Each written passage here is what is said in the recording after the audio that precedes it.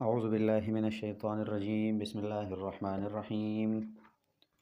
الحمد للہ رب العالمین الرحمن الرحیم مالک یوم الدین، ایاک نعبد و ایاک نستعین، اہدنا الصراط المستقیم صراط الذین انعمت علیہم غیر المغضوب علیہم ولا الضالین۔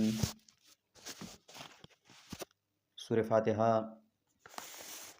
مقصد تھا سورت کا العبادۃ للہ وحدہ، عبادت کے 3 اجزاء یہ خاص اللہ کے لیے کی جائے گی۔ سورت 3 حصوں میں تقسیم کیا گیا تھا۔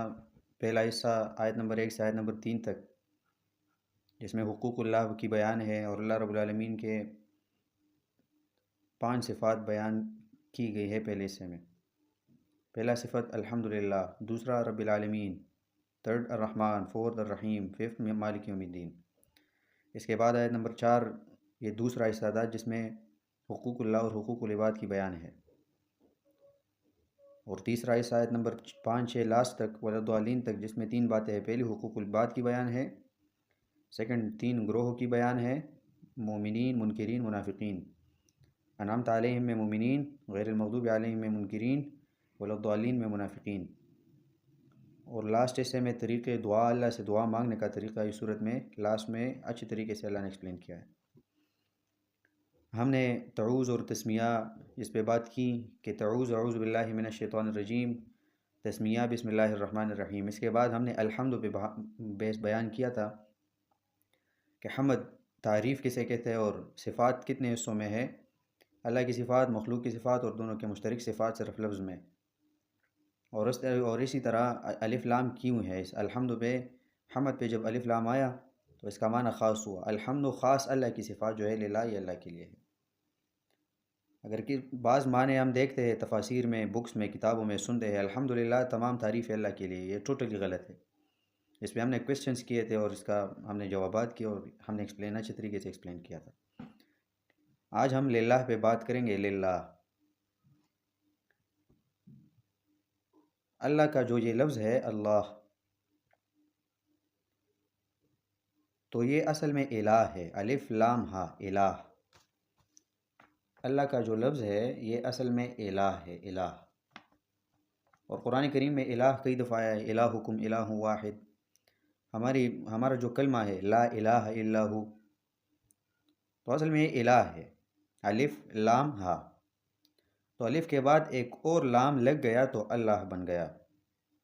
جس طرح اناسن، سورہ بقرہ میں آئے گا اناس مشربہم، اناس کہتے ہیں لوگوں کو، تو الف کے بعد لام آ گیا تو الناس، لوگ۔ تو کبھی کبھی یہ قاعدہ ہے ایک لفظ کے ساتھ دوسرے لفظ اٹیچ ہو جاتا ہے قرآن کریم میں، اور یہ جو میں نے کہا تو یہ میری بات نہیں ہے، یحییٰ ابن عمر ایک زبردست عالم گزرا ہے صرف و نحو کا اور قرآن کریم کے الفاظ کا۔ اس کا ایک شاگرد ہے امام سیوطی رحمۃ اللہ علیہ، جس کا کتاب ہے، بک ہے الاتقان، اور آپ کو اگر یاد ہو تو میں نے اس کا حوالہ کہاں پہ دیا تھا، اس کتاب کا، امام سیوطی رحمۃ اللہ علیہ کی کتاب ہے الاتقان۔ یہ حوالہ میں نے کئی اور پہ بھی دیا تھا، اگر کس کو یاد ہے، کسی کو یاد۔ اسماء القرآن، ماشاءاللہ، سب ماشاءاللہ کے اپنے ساتھ نظر نہ لگے۔ اسماء القرآن میں ہم نے یہ حوالہ دیا تھا، ٹھیک ہے۔ امام سیوطی رحمۃ اللہ علیہ نے الاتقان میں قرآن کریم کے بہت سے نام لکھے ہیں۔ اسی طرح یہ حوالہ آج بھی میں سیکنڈ یہاں پہ دے رہا ہوں۔ یہ اللہ کی تفسیر جو ہے نا، کہ یہ اصل میں الہ ہے، الہ۔ اللہ کا نام جو ہے یہ اصل میں الہ ہے، ٹھیک ہے، اور لام لگ گیا، اور یہ الاتقان میں امام سیوطی رحمۃ اللہ علیہ نے لکھا ہے، اور امام سیوطی جو ہے یہ یحییٰ ابن عمر کا شاگرد ہے، ٹھیک ہے۔ تو وہ فرماتے ہیں کہ اصل میں یہ اللہ کا جو لفظ ہے یہ حقیقت میں الہ ہے، اور میں نے کہا جب ایک لفظ کے اوپر الف لام آ جائے تو یہ خاص بن جاتا ہے، تو الہ کے اوپر الف لام آ گیا، الف لام، اور الہ کا اپنا بھی الف لام تھا، تو یہ تکرار بن گیا نا، تو تکرار تو پھر بنتا نہیں، الف لام اور الف لام ہوگا، الہ پھر یہ اس طرح بولا جاتا تھا، تو اس لیے یہ لام درمیان میں حذف ہوا تو اللہ بن گیا، ایک لام اور ایک الف اور ہا۔ ریٹن پوزیشن میں پھر اچھے طریقے سے پھر سمجھ جاتا ہے، لیکن آپ جو میں کہہ رہا ہوں انشاءاللہ اس سے آئیڈیا ہو جائے گا آپ کے لیے، اس کو نہ ہو تو پھر وائس سنیں، انشاءاللہ ہو جائے گا۔ اتنا سمجھے آپ کہ یہ اللہ کا لفظ جو ہے یہ حقیقت میں الہ ہے، اس پہ الف لام داخل ہوا سے اللہ بن گیا، اور مثال کے طور پر اناسن، اناسن سے پہلے الف لام آ گیا تو الناس بن گیا۔ یہ تو ہمیں پتہ چلا کہ الہ جو ہے اللہ کا اصل نام جو ہے یہ الہ ہے، ہمیں تو یہاں تک کلیئر ہوا نا۔ اب الہ کسے کہتے ہیں؟ کویسچن یہ ہے کہ اللہ کا نام الہ کیوں ہے، الہ کا معنی کیا ہے؟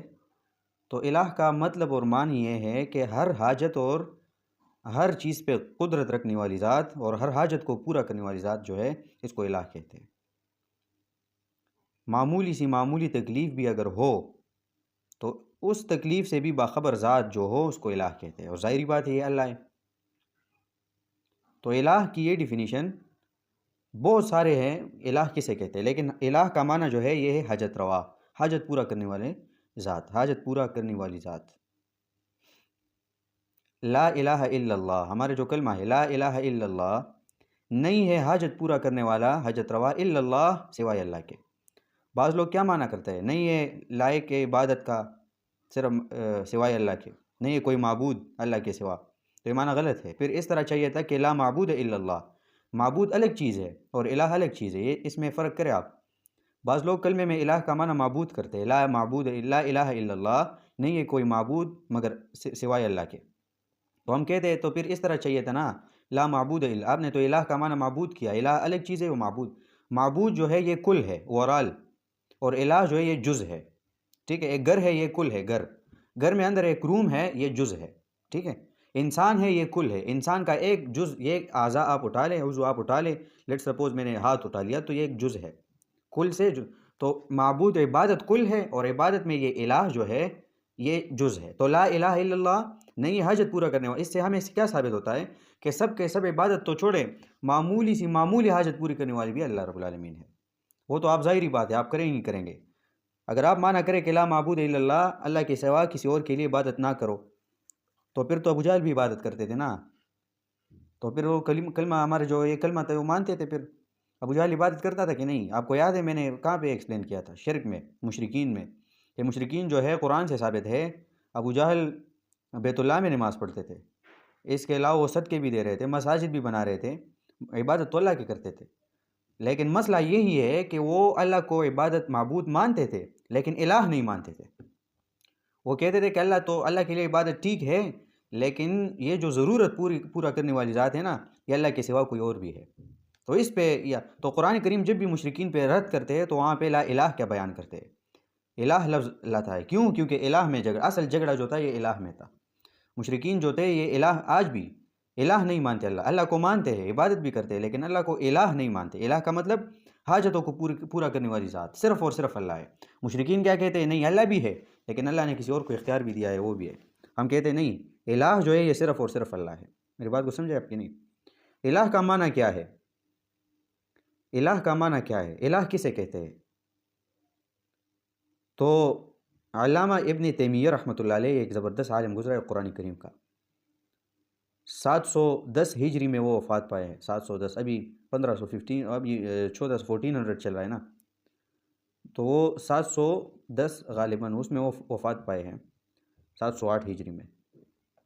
قرآن کریم کا زبردست عالم تھے، وہ فرماتے، وہ الہ کی ڈیفینیشن کرتے، وہ فرماتے ہیں کہ فل الہ الذی، الہ وہ ذات ہے، تألہ القلوب، جس کو دل میلان کرے، مائل ہو جائے دل اس ذات کے لیے، بکمال الحب، اس سے محبت کی وجہ سے، والتعظیم، اس سے عظمت اور بڑائی کی وجہ سے، والجلال، اور اس کے غصے کی وجہ سے، والاکرام، اور اس کی عزت کی وجہ سے۔ مطلب عزت اور دل کا میلان جس ذات کے لیے آئے وہ آپ کا الہ ہے۔ کیا مطلب؟ اگر دنیا میں ایک بابا ہے، دنیا سے چلے گئے، وہ مردہ ہے اور زمین میں ہے، اور لوگ جا کے اس سے مانگتے ہیں اور دل اس کی طرف مائل ہو جاتا ہے اور کہتے ہیں کہ پورا کرنے والے، تو یہ علامہ ابن تیمیہ رحمۃ اللہ علیہ فرمائے اس بندے نے اپنے لیے وہ بابا الہ بنایا، اور جس بندے کی یہ تمام صفات اللہ کے لیے ہے تو اس کا مطلب اس بندے نے اللہ کو الہ مانا، ٹھیک ہے۔ اسی طرح شاہ عبد القادر جیلانی رحمۃ اللہ علیہ، جس کو ہم یہ پشتو اسپیکر جو ہے اس نے اپنے لیے اس کے لیے الہ بنایا ہے، شیخ عبد القادر جیلانی رحمۃ اللہ علیہ۔ شیخ عبد القادر جیلانی ایک بہت زبردست عالم گزرا ہے قرآن کریم کا، اس کے بہت اچھی کتابیں ہیں، فتح الربانی، اس طرح اور بھی کتابیں ہمارے پاس موجود ہے۔ شیخ عبد القادر جیلانی جو لوی زوان کے نام پہ مشہور ہے، پشتو صاحبان کہتے ہیں نا، لوی زوان را مدد شے زما مدد کی، شرک، یہ شرک ہے۔ بہرحال شیخ عبد القادر جیلانی رحمۃ اللہ علیہ الہ کا معنی کرتے وہ فرماتے ہیں کل ما تعتمد الیہ فہو الہ، ہر وہ چیز جس پہ آپ کا اعتماد آ جائے یہ میرا کام کرے گا، فہو الہ، تو آپ کا الہ بن گیا۔ جو بھی چیز ہو جس پہ آپ کا اعتماد بن گیا کہ بس یہی ہے، یہ آپ کا الہ۔ لیٹ سپوز میں میڈیسن کھا رہا ہوں نا، اور میرا اعتماد اس پہ بن گیا کہ یہ میں کھاؤں بس اس سے ہی میں ٹھیک ہوں گا ورنہ میں نے ٹھیک نہیں ہونا، تو یہ میرا الہ بن گیا، یہ شرک ہے۔ میں نے یہ عقیدہ رکھنا ہے کہ اس میڈیسن سے مجھے اعتماد اللہ سے رکھنی ہے اور ضرورت استعمال کرنی ہے۔ ہاں میں یہ میڈیسن، یہ دوائی کھا لیتا ہوں، لیکن اس میں شفا جو ہے، شفا اور اعتماد جو ہے یہ اللہ پہ ہے، تو اس کا مطلب آپ کا الہ اللہ ہے۔ اور آپ نے اعتماد سب کے سب میڈیسن پہ رکھا تو آپ کا الہ کون بن گیا؟ آپ کا الہ جو ہے یہ میڈیسن بن کے آپ نے شرک کیا۔ ہر وہ چیز جس پہ آپ کا اعتماد آ جائے وہ آپ گئے ہوں گے بہت سی جگہوں پہ، جہاں پہ مزاروں پہ، جہاں پہ ایک پتھر رکھا ہوتا ہے اور لوگ اس کو اپنے بدن پہ گھماتے رہتے ہیں، کیونکہ اس سے تکلیف دفع ہو جاتی ہے اور یہ درد وغیرہ یہ ختم ہو جاتا ہے۔ اکثر میں جاتا ہوں نا، جب یونیورسٹی سے آتا ہوں تو میرا تو کام ہی ہے یہ نا، تو پشاور یونیورسٹی میں ایک بابا ہے، بابا لوگ آتے ہیں بڑے دور سے پشاور یونیورسٹی میں۔ جب آپ دیکھیں پشتو ڈپارٹمنٹ کے سامنے بالکل، کبھی آپ جو جائے تو پھر وہاں پہ دیکھ لے، کافی شاپ سے اپوزٹ پہ ہے، تو وہاں میں جایا کرتا تھا پہلے، آج کل بھی جاتا ہوں لیکن اتنا زیادہ نہیں، لیکن اس وجہ سے کہ میں نے قرآن اس وقت پڑھا تھا اور میرا یہ ایکسائٹمنٹ تھی نا کہ یہ لوگ کیا کر رہے ہیں اس کو میں منع کروں، کیونکہ میرے پاس دلائل تھے۔ رحمان بابا، عبد الرحمان بابا کا نام آپ نے سنا ہوگا، ہمارے ساتھ نزدیک ہے، ہم جہاں رہتے نا ہم سے تقریباً 15-20 منٹ جو ہے وہ راستہ ہے، تو وہاں پہ لوگ کہیں کہیں سے میں سوچتا سوات سے، دیر سے، چترال سے، تو میں سوچنے لگ جاتا ہوں کہ یار اس بندوں کو، اس لوگوں کو ہوا کیا۔ تو اچھا میں وہ جب وہاں چلا گیا تو ایک دن ایک عورت تھی، دو تھی، اس کے ساتھ ایک معصوم سا پیارا سا بچہ تھا، اور وہ بیمار تھا کھانسی کی وجہ سے، وہ اتنا اپسیٹ تھا کہ بالکل ڈاکٹر کی ضرورت تھی۔ ظاہری بات ہے، بندہ بیمار ہے تو ڈاکٹر انجیکشن وغیرہ لگائے، اللہ پھر شفا دیتا ہے، اس طرح تو نہیں کہ آپ چھوڑ دیں۔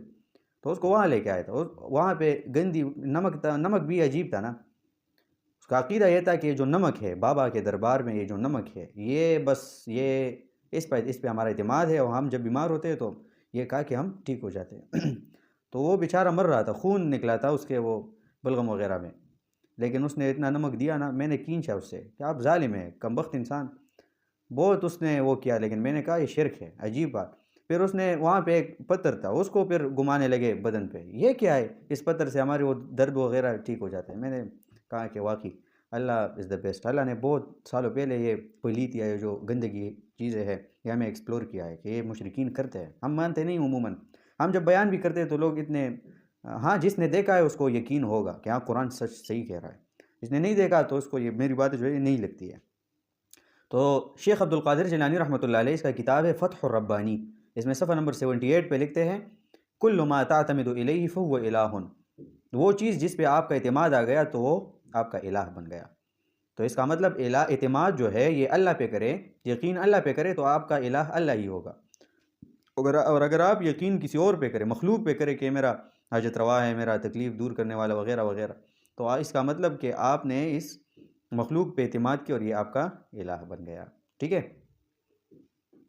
تو یہ تو الہ کا معنی ہے نا، ہم نے اللہ کو جانا کہ اللہ کو اللہ کیوں کہتے ہیں، تو آپ نے کہا، آپ نے یہ سیکھا کہ اللہ جو ہے یہ اصل میں الہ ہے، اور الہ کے اوپر الف لام آ گیا، اور الہ کے اوپر جب الف لام آ جائے تو الف بھی ڈبل اور لام بھی ڈبل بن جاتا ہے پھر، کیونکہ الہ میں آلریڈی الف لام ہے، تو اس سے اللہ بن گیا۔ اور الہ کسے کہتے ہیں؟ جس کو ہمارے دل میں مائل ہو جائے یہ ہمارا الہ ہے، یا جس پہ ہمارا اعتماد آ جائے وہ الہ ہے۔ قرآن کریم اگر ہم دیکھیں تو قرآن کریم میں جگہ جگہ بہت سارا، آپ کو پتہ ہے 30 بار 30 ٹائمز قرآن کریم نے 30 ٹائمز جو ہے یہ مینشن کیا ہے کہ اللہ کے علاوہ کوئی اور الہ نہیں ہے۔ اس طرح نہیں کہا کہ اللہ کے علاوہ کوئی اور معبود نہیں ہے۔ کیوں نہیں کہا؟ کیونکہ قرآن کریم وہ بات فرماتے جس کا ضرورت ہو لوگوں کو نا، تو وہ مشرکین رسول اللہ صلی اللہ علیہ وسلم کے زمانے میں تھے، تو وہ لوگ جو تھے رسول اللہ صلی اللہ علیہ وسلم کے زمانے میں، تو وہ اللہ کو معبود ہی سمجھتے تھے۔ اگر نہیں سمجھتے پھر اللہ نے قرآن میں یہ مینشن کیا ہوتا نا کہ لا معبود الا اللہ، لیکن معبود سمجھتے تھے، الہ نہیں سمجھتے تھے، اللہ کو الہ نہیں وہ کنسیڈر کرتے تھے، وہ اس کا عقیدہ تھا کہ ہاں عبادت اللہ کی کرنی چاہیے، لیکن الہ جو ہے، اعتماد جو ہے، سب کے سب اللہ پہ نہیں چھوڑنا چاہیے۔ اللہ کے اچھے اچھے مخلوق ہے، اس پہ بھی ہمارا اعتماد ہے، ٹھیک کرتے ہیں وغیرہ وغیرہ۔ تو یہ مسئلہ یہاں تھا، تو اس لیے قرآن کریم میں ہر جگہ جو نیم مینشن کیا وہ الہ کا نیم مینشن کیا، ٹھیک ہے؟ ہر جگہ جو رد کرتا ہے تو الہ کا کرتا ہے کہ اللہ کے علاوہ کوئی اور الہ نہیں ہے، اللہ کے علاوہ کوئی اور الہ نہیں، حاجت روا نہیں ہے۔ قرآن کریم دیکھتے ہیں کہ کہاں پہ قرآن کریم نے الہ کو رد کیا ہے کہ اللہ کے علاوہ کوئی الہ نہیں ہے۔ دیکھیں سورہ بقرہ آیت نمبر 163، سورۃ بقرہ آیت نمبر 163، پارہ نمبر 2، سورہ نمبر 2، آیت نمبر 163، یوصل دریش پیتم نمبر آیت نمبر 163، سورۃ بقرہ پارہ نمبر 2، سورہ نمبر 2، آیت نمبر 163، 163۔ وَإِلَٰهُكُمْ إِلَٰهٌ وَاحِدٌ، اور حجت روا آپ کے الہ واحد، حجت روا ہے واحد ایک۔ دیکھا آپ نے، وَإِلَٰهُكُمْ الہ کہتے ہیں، اس طرح نہیں کہتے کہ معبودکم معبود واحد، اس طرح نہیں کہتے کہ رازقکم رازق واحد، رزق دینے والا آپ کا رزق دینے والا ایک ہے، کیونکہ مشرکین یہ جانتے ہیں کہ رزق اللہ ہی دیتا ہے، اس لیے قرآن نے کہا۔ مشرکین کیا نہیں مانتے؟ اللہ کو الہ نہیں مانتے، اس لیے قرآن نے کہا وَإِلَٰهُكُمْ إِلَٰهٌ وَاحِدٌ، اور حجت روا آپ لوگوں کا حجت روا ہے ایک، لا الہ الا ہو، نہیں ہے کوئی حجت روا سوائے اللہ کے۔ کون اللہ؟ اب صفات دیکھیں، الہ میں کون سی صفات ہوں گے؟ نمبر 1 هو الرحمن، وہ ذات جو ہے مہربان ہے دنیا میں ہر کسی پہ، الرحیم، اور خاص مہربان ہے آخرت میں مومنوں پہ۔ ان فی خلق السماوات والارض، یقیناً پیدائش آسمان اور زمین میں، یہ دیکھیں آسمان اور زمین کو جس نے بنایا وہ الہ ہوگا، نمبر 1۔ سیکنڈ، واختلاف اللیل والنہار، اور بدلنے والی ذات جو لیل والنہار، جو رات اور دن کو، رات کو دن میں کنورٹ کرتا ہے، دن کو رات میں، تو یہ سیکنڈ صفت۔ تھرڈ، والفلک التی، اور کشتی وہ، تجری فی البحر، جو چلتا ہے دریاب میں، بما ینفع الناس، جس سے فائدے ہوتے ہیں لوگوں کو۔ آپ نے کشتی کو دیکھا ہے کبھی ڈوبا ہے؟ آپ معمولی سی چیز جو سمندر میں گرا دے تو وہ ڈوب جاتا ہے، لیکن اتنے بڑے بڑے لانچ، زبردست بحری جہاز کو اگر آپ دیکھ لیں تو آپ کا مائنڈ جو ہے وہ پک نہیں کرے گا کہ اس نے اللہ نے اس طرح پانی میں رکھا ہے کیسے اوپر۔ تو اللہ فرماتے ہیں کہ میں وہ ذات ہوں، والفلک التی، کہ وہ کشتی وہ، تجری فی البحر، جو چلتا ہے دریاب میں، بما ینفع الناس، جس میں فائدے ہے لوگوں کو۔ الہ وہ ذات ہے جو کشتی کو سمندر کے اوپر چلاتا ہے اور اس کو ڈوبنے نہیں دیتے۔ 3 نمبر 4، وما انزل اللہ، اور وہ ذات جو انزل اللہ، جو بارشیں برساتے ہیں، من السماء، آسمان سے، من ماء، پانی کی شکل میں، فاحیا بہ الارض، تو زندہ کرتے، گرینش ٹائپ کرتے نا، بھی اس بارش سے، الارض، زمین، بعد موتها، اس کے موت کے بعد۔ زمین کی موت کیا ہے؟ جو فصل نہ دے۔ تو قرآن کریم فرماتے ہیں کہ زمین کی موت مطلب مردہ زمین جس کا فصل نہ ہو تو میں بارش برسا کے اس کے زندہ کرتا ہوں، فصل اگاتا ہے پھر۔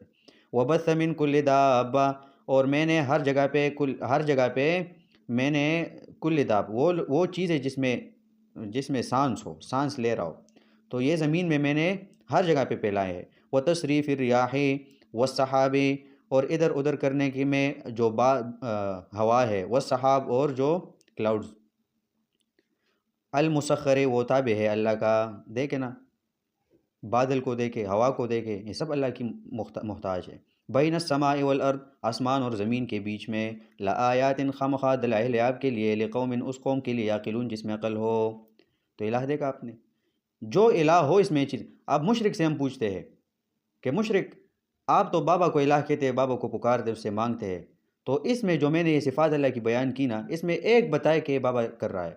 آسمان پیدا کیا، زمین پیدا کیا، دن لاتا ہے، رات کو وہ کنورٹ کرتا ہے دن میں، کشتی کو اس نے سمندر میں اس طرح چھوڑ دیا ہے کہ وہ نہ ڈوبے، اسی طرح بارشیں برساتے ہیں، فصل اگاتے ہیں، وغیرہ وغیرہ۔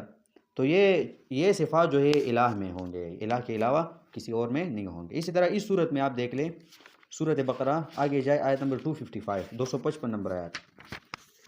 قرآن کریم میں الہ کا مسئلہ، اللہ فرماتے ہیں کہ میں الہ ہوں، میرے علاوہ کوئی اور الہ نہیں ہے۔ سورۃ بقرہ پارہ نمبر 3، آیت نمبر 255، تیسرا پارہ جب شروع ہوتا ہے تو فرسٹ پیج پہ، پہلی صفحے پہ، آیت نمبر 255 255، آیت الکرسی جسے کہتے ہیں۔ اللہ، اللہ وہ ذات ہے، لا الہ الا ہو، جو نہیں ہے حاجت روا اللہ کے سوا۔ دیکھا آپ نے، لا الہ الا ہو، اس طرح نہیں کہتے کہ لا معبود الا ہو، اس طرح نہیں کہتے لا رازق الا ہو، اس طرح نہیں کہتے لا خالق الا ہو، کہ پیدا کرنے والا اللہ کے علاوہ کوئی نہیں ہے۔ یہ مشرکین سب مانتے ہیں کہ اللہ پیدا کرنے والا بھی ہے، رزق دینے والا بھی ہے، لیکن الہ نہیں مانتے، حاجتیں پوری کرنے والا صرف اور صرف اللہ نہیں مانتے، مخلوق کو اس سے پکارتے ہیں۔ تو اللہ، اللہ وہ ذات ہے، لا الہ الا ہو، جو نہیں ہے حاجت روا اللہ کے علاوہ کوئی اور۔ کیوں نہیں ہے؟ جواب، الحی، اللہ زندہ ذات ہے، القیوم، تدبیر کرنے والا ذات ہے، لا تأخذہ سنۃ ولا نوم، نہیں آتا اللہ رب العالمین کو سنتن، وہ نیند سے پہلے جو انسان وہ جھوٹا ٹائپ کھاتا ہے نا، گرتا ہے، بیٹھے انسان اور نیند آ جائے تو وہ گرتا ہے ایک طرف نا، تو اللہ رب العالمین کو وہ چیز نہیں آتی، ولا نوم، اور نہ نیند، اللہ اس سے پاک ہے۔ لہو ما فی السماوات و ما فی الارض، اس اللہ کے اختیار میں ہے وہ چیزیں جو آسمانوں میں ہے، وہ چیزیں جو زمین میں ہے۔ تو یہ صفات الہ کے، آپ کے الہ میں یہ صفات ہے جس کو آپ پکارتے ہیں، ہمارے اللہ میں ہے الحمدللہ، ہم موحد ہے، ہم اپنے اللہ کے لیے یہ صفات بیان کرتے ہیں، ہم کسی اور کو الہ نہیں کہتے۔ ٹرن کریں سورہ نمبر 3 پہ آ جائے، سورہ ال عمران، آیت نمبر 1، پارہ نمبر 3، سورۃ ال عمران، آیت نمبر 1۔ الف لام میم، اللہ خوب جانتا ہے اس حروف کے معنی کو۔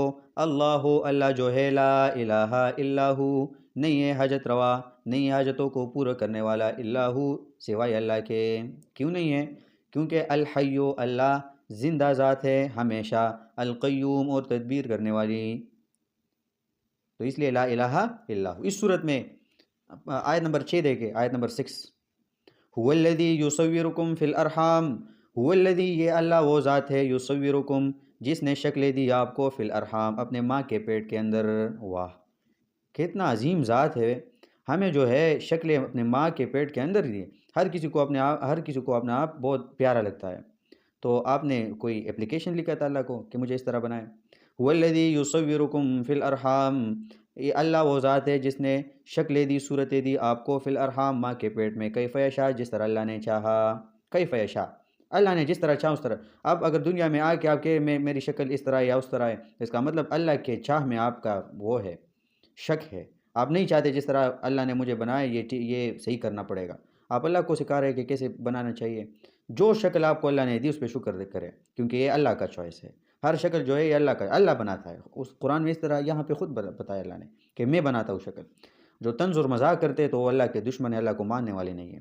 والذی یصورکم فی الارحام، وہ ذات جو شکلیں دی آپ کو ماں کے پیٹ میں، کیف یشاء، جس طرح چاہا، کیف یشاء، جس طرح اللہ چاہے، لا الہ الا ہو، نہیں ہے حاجت روا سوائے اللہ کے۔ پھر بتایا جس کو آپ الہ کہتے ہیں، آپ کے ماں کے اندر آپ جو ہے شکل کس نے دی پیٹ کے اندر؟ بابا نے دی یا اللہ نے دی؟ اللہ نے دی، تو اللہ کو الہ مانے نا، پھر اللہ کے علاوہ کسی اور کو پکارتے کیوں ہیں؟ سیکنڈ، اس صورت میں آیت نمبر 18 دیکھ لے، آیت نمبر 18، شہد اللہ، بیان کرتا ہے اللہ، انہو، اس بات کا کہ یقیناً، لا الہ الا ہو، نہیں ہے حاجت روا سوائے اللہ کے، والملائکۃ، اور فرشتے بھی یہ بیان کرتا ہے، واولو العلم، اور علماء بھی یہی بیان کرتا ہے کہ لا الہ الا ہو، قائما بالقسط، اور یہ سب کے سب لوگ جو بیان کرتے ہیں، موحدین بیان کرتے ہیں، تو یہ کھڑے ہیں انصاف پہ۔ انصاف کا مسئلہ ہے یہ، اگر آپ نے لا الہ الا ہو کا مسئلہ مانا تو آپ نے انصاف کیا، اور اگر آپ نے شرک کیا تو آپ نے ظلم کیا۔ تو قائما بالقسط، سب کے سب کھڑے ہیں انصاف کے ساتھ، اور انصاف کیا چیز ہے؟ وہ یہ ہے، لا الہ الا ہو، نہیں ہے حاجت روا سوائے اللہ کے، العزیز الحکیم، جو غالب اور حکمت رکھنے والی ذات ہے۔ ٹرن کریں نیکسٹ صورت پہ جائے، صورت نساء، یہ اگزامپل ہے، ٹھیک ہے؟ اس صورت اس مسئلے کو دل میں جگہ دے، یہ دل میں بہت زیادہ دل پہ اثر رکھنے والی یہ مسئلہ ہے، ٹھیک ہے؟ لا الہ الا، اللہ کو الہ ماننا، اللہ کو الہ نہ ماننے والے مشرک ہے، اور جو مانتے یہ اللہ کے پیارے لوگ ہیں۔ سورۃ نساء، آیت نمبر 171،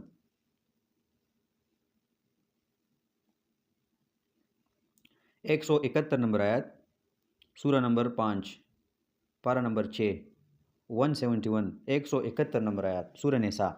یا اہل الکتاب لا تغلوا فی دینکم ولا تقولوا علی اللہ الا الحق انما المسیح عیسی ابن مریم رسول اللہ وکلمتہ القاها الی مریم وروح منہ فآمنوا باللہ۔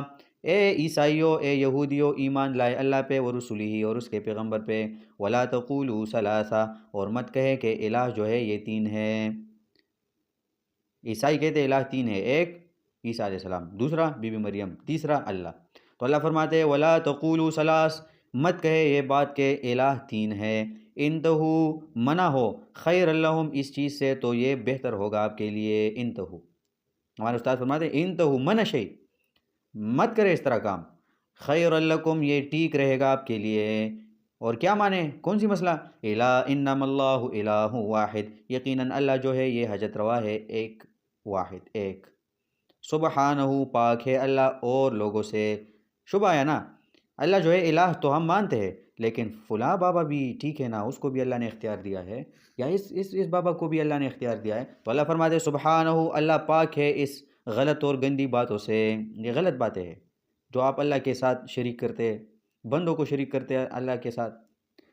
سبحانہ پاک ہے اللہ ان اس بات سے یکون لہو ولد کہ ہو جائے اس کا بیٹا یا کوئی نائب وغیرہ، کیوں نہیں ہے اللہ کے لیے الہ کا اور اللہ کے لیے نائب کا ضرورت کیوں نہیں ہے؟ کیونکہ ما لہو ما فی السماوات و ما فی الارض، اللہ کے بادشاہت میں، اختیار میں آسمان اور زمین ہے، جس پہ زمین اور آسمان پہ راج چلتا ہے اس کو دوسرے کی کیا ضرورت؟ وکفیٰ باللہ وکیلا، اور کافی ہے اللہ ذمہ وار۔ سورہ انعام دیکھ لے، یہ لاسٹ ایگزامپل ہے، سورۃ انعام آیت نمبر 102، سورۃ انعام آیت نمبر 102، پارہ نمبر 7، الہ کا مسئلہ پہچانیں۔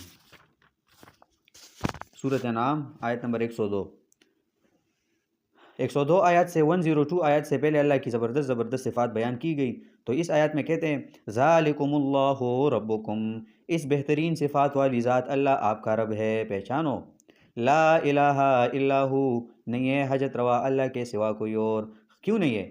خالق کل شیء، پیدا کرنے والا ہر چیز کا، فاعبدوہ تو مدد کرے اللہ کو، عبادت کرے اللہ کو، مدد مانگے اللہ سے، عبادت کرے اللہ کو۔ وہ علی کل شیء وکیل، اور یہ اللہ ہر چیز پہ ذمہ وار ہے۔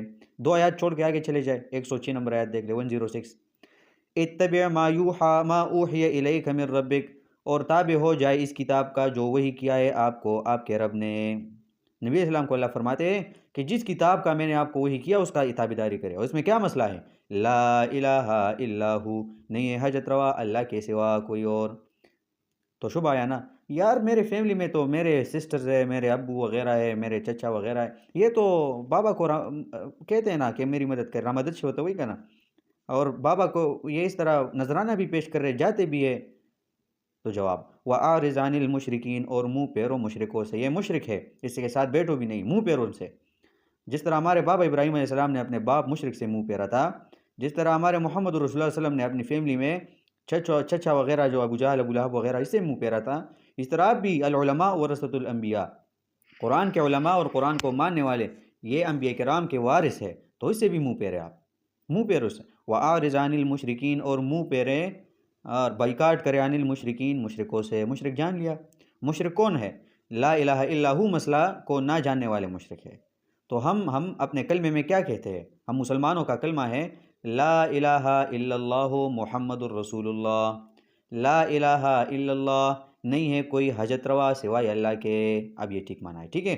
پہلا جو لوگ کہتے ہیں نہیں یہ لائق عبادت یا نہیں ہے کوئی معبود سوائے اللہ کے، تو اس پہ ایک اعتراض آتا ہے۔ اعتراض یہ ہے کہ معبود آپ نے کہا نہیں ہے کوئی معبود، تو پھر اس طرح چاہیے تھا نا کہ لا معبود الا اللہ، معبود الگ چیز ہے اور الہ الگ چیز ہے۔ معبود اسے کہتے ہیں جس کا عبادت کیا جائے، اس کے لیے نماز پڑھا جائے، اس کے لیے صدقہ دیا جائے، اور الہ وہ ہے جو آپ کو ہر حاجت پورا کرے اور تکلیفوں میں آپ کا مدد کرے، وہ الہ ہے۔ تو اللہ از الہ، معبود تو ہے آلریڈی تو ہے، لیکن الہ جو ہے لوگ نہیں مانتے، لوگ معبود اللہ کو مانتے لیکن الہ نہیں مانتے۔ تو قرآن کہتے ہیں کہ اللہ معبود کے ساتھ ساتھ الہ بھی ہے، آپ کے حاجات کو پورا کرنے والی ذات بھی ہے۔ تو یہاں پہ الحمدللہ پہ آپ نے یہ بات سیکھ لی کہ تمام الوہیت کی صفات، تمام اللہ کی صفات للہ، یہ خاص اللہ کے لیے ہے۔ تو الحمد پہ ہم نے بھی ایک بیان کیا، ایک للہ پہ، انشاءاللہ رب العالمین پہ اگر زندگی رہی تو کل کریں گے۔ اعوذ باللہ من الشیطان الرجیم، میں پناہ مانگتا ہوں اللہ کی مدد سے شیطان مردود سے۔ بسم اللہ الرحمن الرحیم، شروع کرتا ہوں اللہ کے نام سے جو الرحمن مہربان ہے عام دنیا میں ہر کسی پہ، الرحیم اور مہربان ہے خاص آخرت میں مومنین پر۔ الحمد تمام الوہیت کی صفات